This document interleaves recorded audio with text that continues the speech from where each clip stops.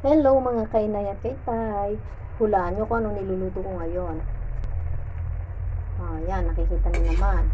May meat tayo dito, giniling na karne ng baboy. At meron tayong upo. Ayan, inaluhan ko siya ng upo. Ginisa ko lang siya ng bawang, sibuyas, nilagyan ko ng paminta at saka asin.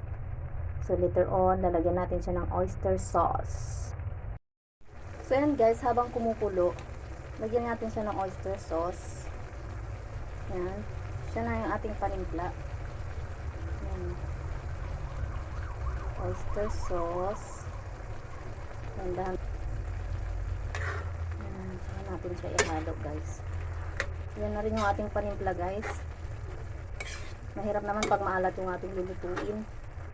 Ayan. So medyo kulang pa yung oyster sauce niya. Ilagay na lang natin lahat yung nasa sachet. So ayan. Nilagay na natin yun sa supot. Halo-halo na lang natin siya. And ayan, luto na po yung upo.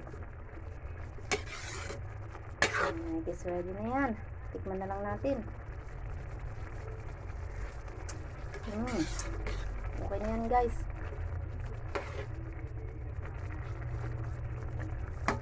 Pakulin na lang natin siya hanggang sa medyo mawala yung tubig niya. Thank you for watching. Sana magustuhan nyo. Bye!